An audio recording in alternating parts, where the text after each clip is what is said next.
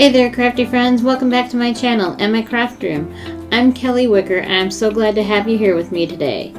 I'm doing something really fun with shimmer powders and emboss resist. It's one of those techniques that never gets old. Let's have some fun. So to see how I bring this card to life, please stay tuned.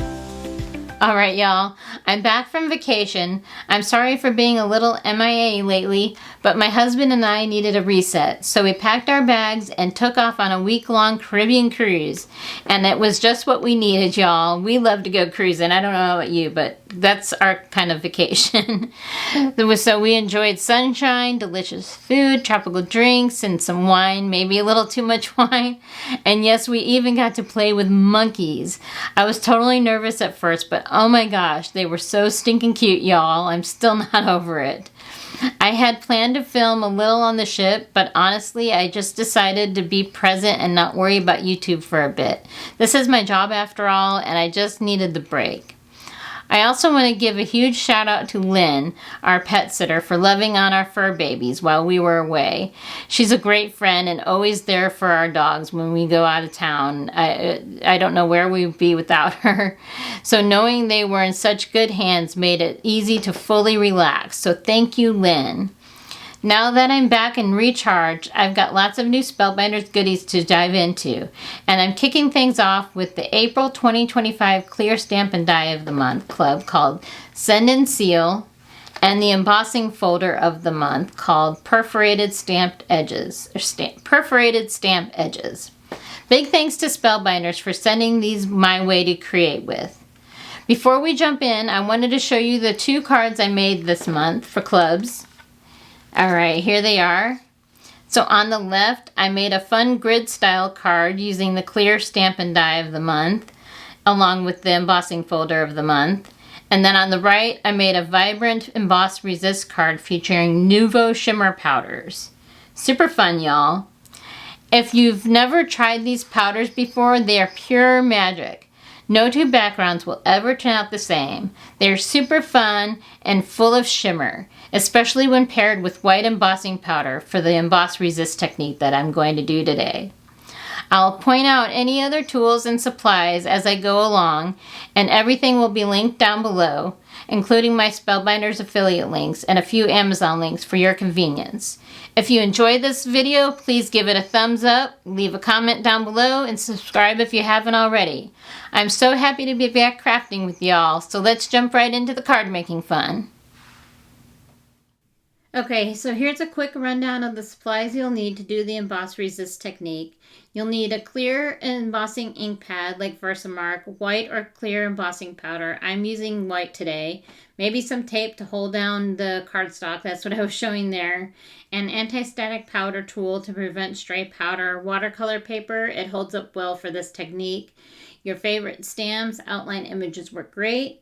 A MISTI stamping tool or any stamp positioner, a grip mat like the waffle flower grip mat to keep your cardstock in place, Nuvo Shimmer Powders or any watercolor powders, sprays you love, a water mister or spray bottle. I'm using the Spellbinders Mighty Mister because it's one of my favorite spray bottles, a paintbrush, and paper towel for control and easy cleanup. I've got my MISTI stamping tool all set up and ready to go, and inside I'm using my waffle flower grip mat to hold everything perfectly in place. No magnets needed. For my cardstock, I'm using Tim Holtz Distress Watercolor cardstock. It's one of my go-to choices for techniques like this because it holds up beautifully to all the water and shimmer without warping. So I'm placing my watercolor cardstock right into the bottom left corner of my MISTI, just right where I want it. Then I'm giving it a good dusting with my anti-static powder tool from Rabbit Hole Designs to make sure I get nice crisp embossing with no stray bits sticking where they shouldn't. Next I'm grabbing the clear stamp of the month, the Send and Seal, and I'm using this really cool envelope stamp from the set. To fill up a full A2 card panel, all you need to do is stamp it twice and it lines up beautifully. My Versamark ink pad is looking a little dirty here, but that's okay. I do try to keep a clean one and a dirty one on hand, but honestly don't worry if a little black ink shows up when you stamp. It's totally fine. It's all going to get covered up once I add the white embossing powder, so it won't show in the final result. Alright, I'm inking up the stamp with my Versamark ink, just making sure it's nice and juicy so I get a good impression. Then I'm closing the door on my MISTI and giving it a good press using my stamp pressure tool. That really helps make sure the ink transfers evenly, especially on textured cardstock like this watercolor paper. Now this envelope stamp is designed in a way that you can stamp it twice to fill up the entire A2 card panel like I said earlier. So once I finish this first impression, I'll shift things and stamp it again to complete the background. It lines up really nicely and makes such a fun base for today's card. Make sure to give it a good even press with your stamp pressure tool, just like you see me doing here. That helps get a clean impression, especially with larger stamps like this one. And that's it for the stamping part. Now it's time to set up for the magical part, the heat embossing. I don't know why, but using that stamp pressure tool is always so satisfying to me. Transferring that ink over onto the cardstock, it's just fun. Anyways, I'm gonna finish up that panel and set it aside and put my MISTI aside here because we're gonna get ready for the embossing powder. So I'm gonna be bringing in a cheap copy paper, piece of cheap copy paper here, just to catch any leftover embossing powder so I can easily pour it back into the jar.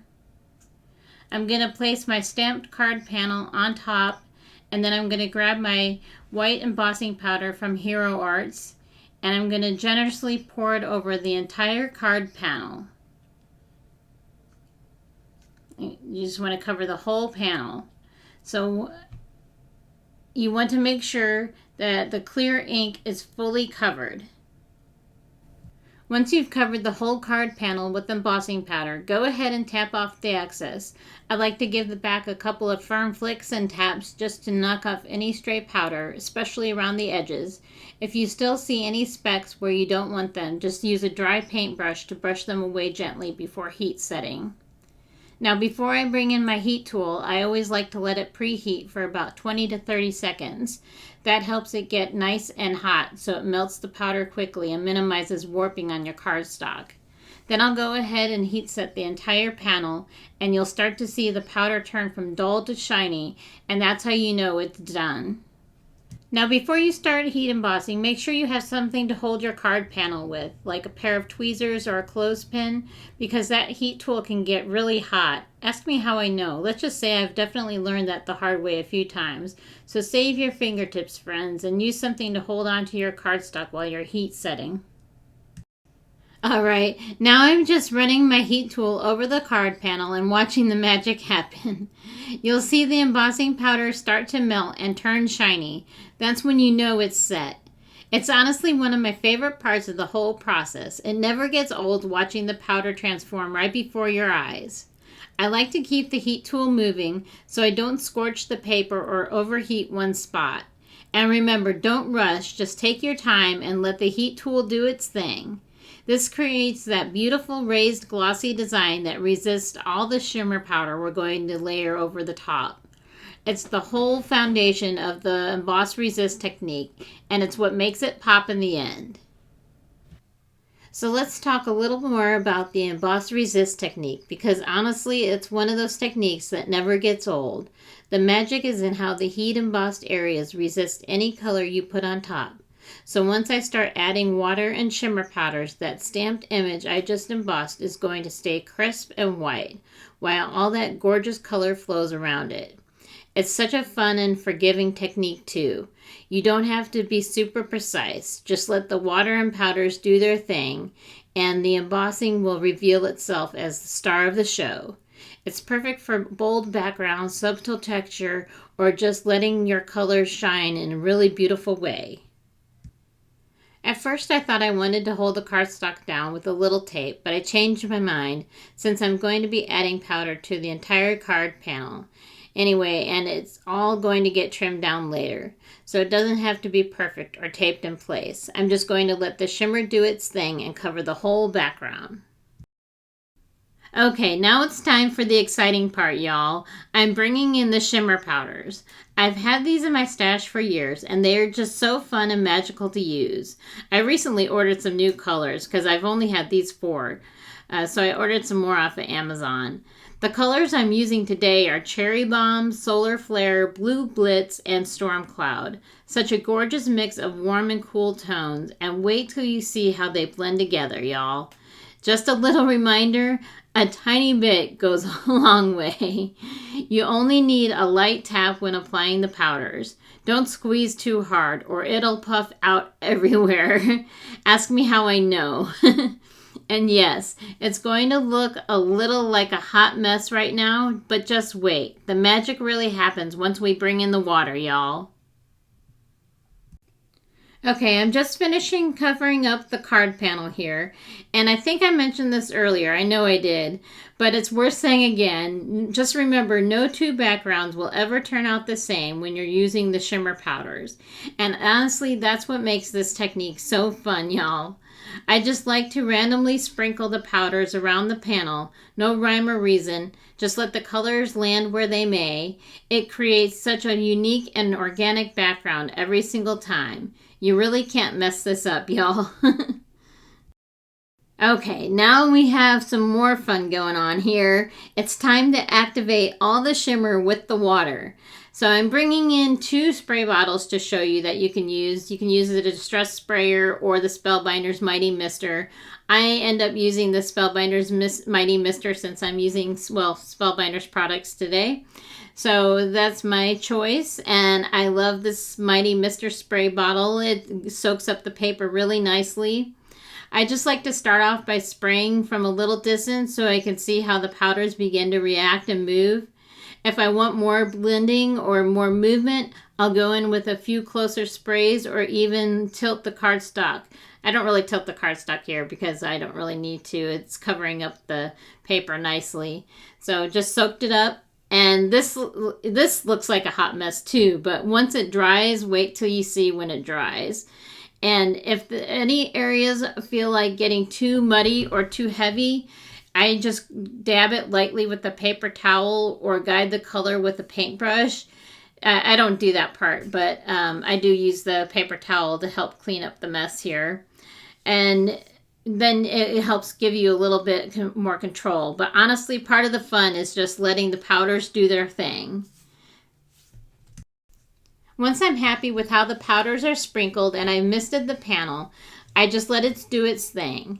You'll start to see the colors bloom and blend into each other. Some spots will be bold, some soft, and the shimmer will really start to shine through as it dries.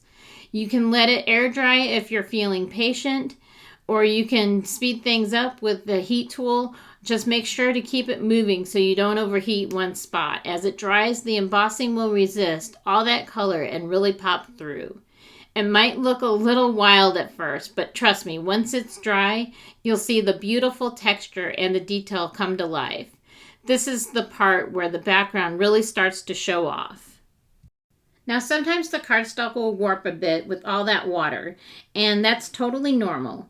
Once it's completely dry, I just place it under a heavy book for a little while or run it through my die cutting machine with a clean plate on top to flatten it. Easy fix. Okay, so I'm bringing back in my paper towel here. I'm just using my paper towel here to soak up some of the excess water, especially in those spots where it's really pooling. This helps move the drying process along, but it also gives me a little control. Sometimes when there's too much water, the colors can start to get a little muddy, and I really want to keep those pretty blends and shimmer areas nice and defined. I just lightly dab, not rub. You don't want to lift up too much of that gorgeous color. And if you ever feel like you've soaked up too much, you can always go back in and tap a little more shimmer powder and mist again. It's such a forgiving process. And let me just say, working on my Glassboard Studio glass mat has been a total game changer, y'all, for messy techniques like this. Not only is it heat safe and super sturdy, but cleanup is a breeze. I can spray, splatter, and sprinkle all I want and just wipe it all down when I'm done. Plus it stays grippy on the table so nothing shifts around while I'm working. And the white surface makes it really easy to see how the colors are reacting. If you're into ink blending, watercoloring, or anything where things tend to get a little wild like this, I highly recommend having a good glass mat like this one. It really does make crafting so much easier and more enjoyable. Alright, I just thought this was a really fun way to show off all these cute little envelopes in the stamp set without having to color every single one of them because, let's be real y'all, I'm not a huge fan of coloring. So using the Emboss Resist technique with shimmer powders gives me that big visual impact without breaking out all of the markers or pencils. It's a quick, it's fun, and it still lets the design shine. Alright y'all, and now the card panel is finished. Check it out y'all. Just look at all that shimmer and texture. The embossing pops so nicely against those dreamy blended colors. It went from looking like a chaotic mess to a beautiful vibrant background. And that's the magic of this technique. I seriously love how it turned out. Now I've got my Spellbinders Platinum 6 die cutting machine set up and ready to go because I'm going to trim down the card panel using the A2 Matting Basics B die set. This die set is one of my go-to tools. I reach for it all the time when I want perfectly sized layers without having to mess around with the paper trimmer. By using a die to cut the card panel, I get those nice clean edges with that subtle beveled look, and everything is sized just right to layer onto an A2 card front. No measuring, no guesswork. It's just quick, clean, and super satisfying when it all lines up perfectly.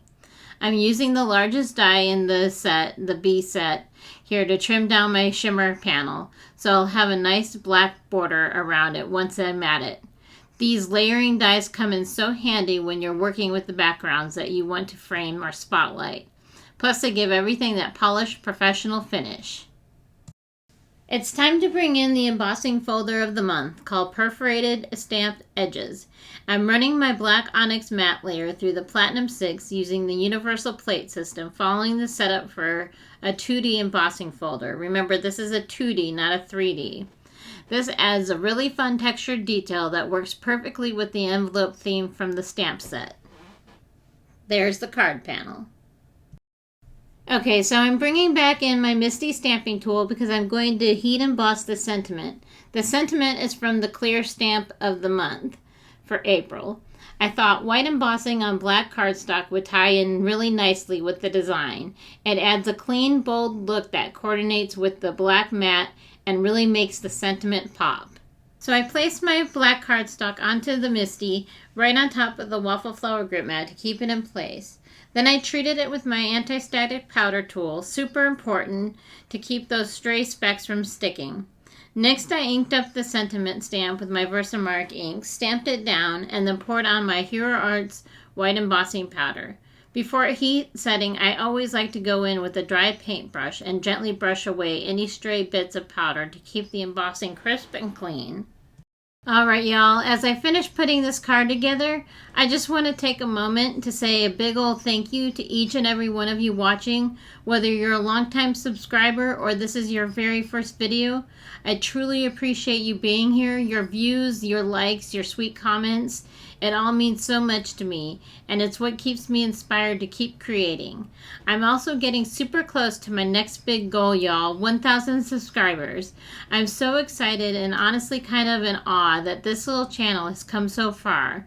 So if you haven't already, please hit that subscribe button. It's totally free and helps support the channel more than you know. And if you enjoyed today's project, go ahead and give this video a thumbs up and leave a comment below to let me know what you think. I love chatting with y'all and hearing your thoughts. Also, you'll find affiliate links down in the description box, including links to the Spellbinders products I used today. If you use those links to shop, it doesn't cost you anything extra, but it does help me out just a little. It's one of those ways I'm able to keep creating and sharing videos here, and I'm truly grateful every time someone chooses to click through and support me that way. So thank you, thank you. That's all for today, friends. Thanks again for spending a little time with me in the craft room. I'll be back soon with more sparkly, inky fun. But until then, happy crafting, y'all.